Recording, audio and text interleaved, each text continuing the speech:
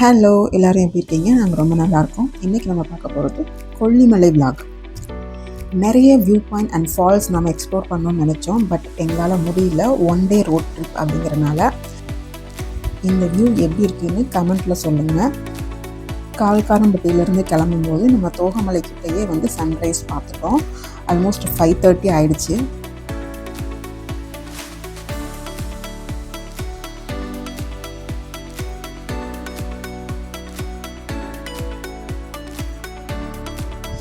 ஐயர்மலை வியூவுமே அந்த சன்ரைஸ் மட்டும் ரொம்ப ஜொலிச்சுது. இந்த ரோடு ஐயர்மலையிலேருந்து நம்ம குளித்தலை போகிற ரோடு. இங்கே தான் எனக்கு தெரிஞ்சு நம்ம ஏரியாவில் மரம் வெட்டாமல் இந்த ரோடு அந்த ஹில் ஸ்டேஷன் மாதிரியே மெயின்டைன் ஆகிக்கிட்டு இருக்குது.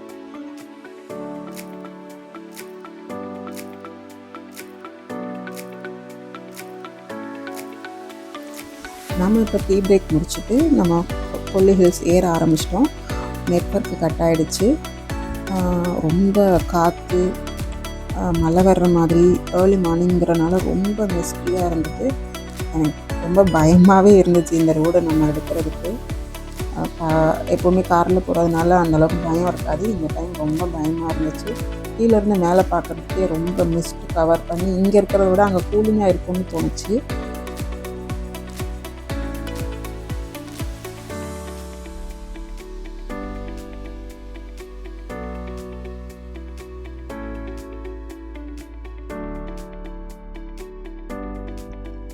டோட்டலாக நமக்கு 71 ஹேர்பின் பென்ஸ் இருக்குது.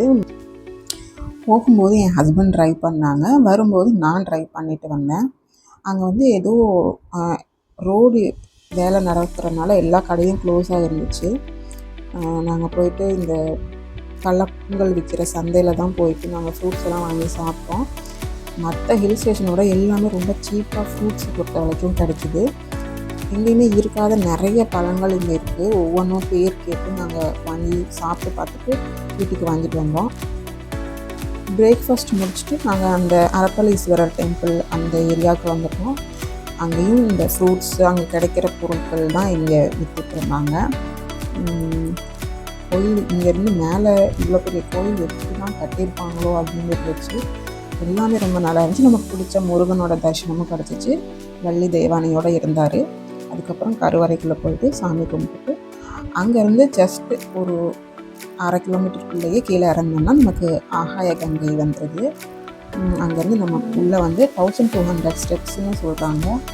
அங்கே போயிட்டு என்ட்ரன்ஸ் டிக்கெட் வாங்கிட்டு தான் உள்ளே போனோம். நிறைய பேர் அங்கே டிக்கெட் வாங்கும்போது ஆன்லைன் பேமெண்ட் இல்லாமல் நின்றுட்டு இருந்தாங்க. அப்புறம் சேஞ்சு கொடுத்து ஹஸ்பண்ட் டிக்கெட் எடுத்து கொடுத்தாங்க அவங்கக்கிட்டலாம். அந்தளவுக்கு நெட்வொர்க்கு பிரச்சனை ரொம்ப அங்கே இருக்குது. நிறைய மூலிகைகள்லாம் அங்கே வச்சுருக்காங்க. அதோட ஸ்மெல் பிடிச்சி பார்த்துட்டு வந்தேன். நல்லா இருந்துச்சு, ரொம்ப ஃப்ரெஷ்ஷாக இருந்துச்சு. அந்த ரோஸ்மெரி, சித்திரத்தை, இந்த வெட்டி இதெல்லாம் நான் பார்த்ததே கிடையாது. அதெல்லாம் பார்த்து அதை ஸ்மெல் பண்ணி ஃபீல் பண்ணி பார்த்துட்டு அப்படியே அங்கேருந்து கீழே இறங்க ஆரம்பிச்சிட்டோம்.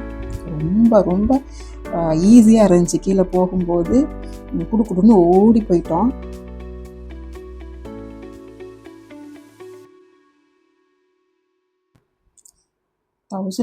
ஸ்டெப்ஸுங்கவும் ஸ்டெப்ஸ் தான் இருக்கணும்னு இல்லை. அங்கே கொஞ்சம் தூரத்தில் போனோம்னா பாறையில் நடக்கிறது மாதிரி கொஞ்சம் பிடிமானம் இல்லாத பாதையெல்லாம் நிறைய இருந்துச்சு. இறங்கும்போது முக்கால்வாசி இறங்கும்போது ரொம்ப டயர்டாகிடுச்சு. ரொம்ப கஷ்டப்பட்டு தான் நாங்கள் இறங்கினோம். கொஞ்சம் தூரத்துலேயே மழை தூடுற மாதிரி இருந்துச்சு நம்ம மேலே. நாங்கள் பயந்துட்டோம். ஏன்னா நாங்கள் ஒரு குடை தான் கொண்டு போயிருந்தோம். இருந்தாலும் எங்கே போய் ஒளியிருக்கு அந்த மாதிரி நினச்சிட்டு இருந்தோம். பார்த்தா அந்த ஆகாய கங்கை நீர்வீழ்ச்சி விழுகுதில்ல, அதோட அந்த செதற மிஸ்ட்டு தான் அந்த மாதிரி ஃபீல் கொடுத்துருக்கு. ரொம்ப ஒர்த் இவ்வளோ கஷ்டப்பட்டு போனாலும். பட் தண்ணி ரொம்ப அதிகமாக கிடையாது, கரெக்டாக இருந்துச்சு. நிறைய பேர் அங்கே ஏறி பாறையிலலாம் நின்று போஸ் கொடுக்குறேன்னு சொல்லிட்டு ரொம்ப ரிஸ்கியான ப்ளேஸஸில் தான் போய் நின்று நிறைய போஸஸ்லாம் கொடுப்பாங்க. அதுதான் புஷ்அப்ஸ் எடுக்கிறது, அப்புறம் நல்ல தனியாக இருக்கிற ஒரு பாறையில் போய் தண்ணி மேலே நிற்கிறது, அதெல்லாம் ரொம்ப ரிஸ்க்கு தான். ஏன்னா நல்லா வழுக்குது.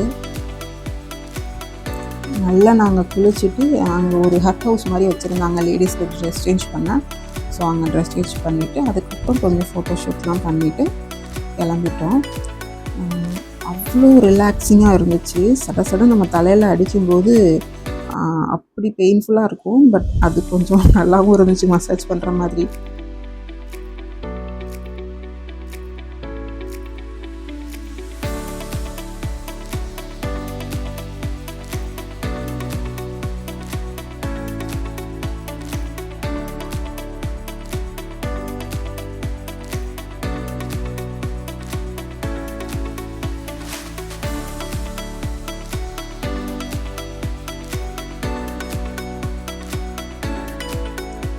இடையில நமக்கு எந்த ஃபுட் சப்ளையோ இல்லை வாட்டர் சப்ளையோ எதுவும் கிடையாது.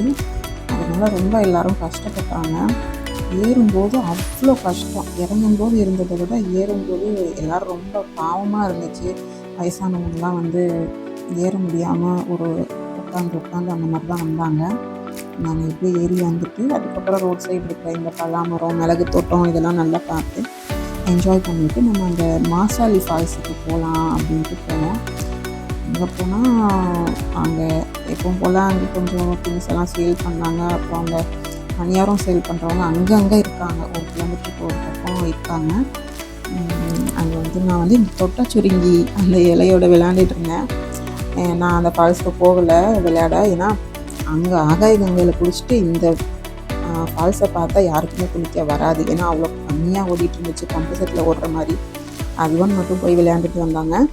நான் அங்கே நின்று அந்த பெரிய கருப்பண்ண சாமின்னு சொல்லிட்டு ஒரு கருப்பு சாமி கோயிலுக்கு எல்லோரும் போவாங்க இல்லையா, அந்த கோயிலுக்கு போகலாமா வேணாமான்னு திங்க் பண்ணோம். அந்த மலை மேலே தான் இருக்குது.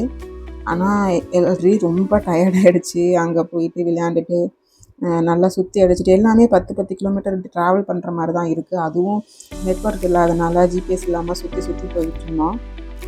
அதனால் நாங்கள் அங்கே போகலை. அந்த கருப்புசாமி கோயிலை மட்டும் ஸ்கிப் பண்ணிவிட்டு அப்புறம் திருப்பி ரிட்டர்ன் வரும்போது கொஞ்சம் அந்த திங்ஸ் எல்லாம் வீட்டுக்கு வாங்கிட்டு இந்த அக்கா கடையில் நாம் வந்து பணியாரம் சாப்பிட்டுட்டு வந்தோம். ரொம்ப நல்லா இருந்துச்சு. 2 சட்னி, சாம்பார், குருமா எல்லாம் வச்சு கொடுத்தாங்க. ரொம்ப நல்லா பேசினாங்க.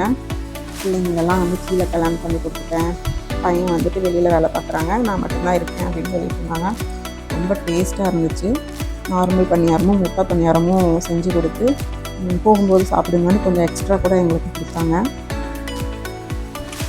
அவ்வளோதான். நம்ம வந்து 2:30 மணிக்கெல்லாம் வந்துட்டு கீழே இறங்க ஆரம்பிச்சிட்டோம். ஏன்னா பாப்பா எல்லாம் ஸ்கூல் போயிட்டு வந்துடுவாங்க, அவங்க வேன் வர்றதுக்குள்ளே வீட்டுக்கு வந்துடணும் அப்படின்னு சொல்லிட்டு நாங்கள் வந்துட்டோம்.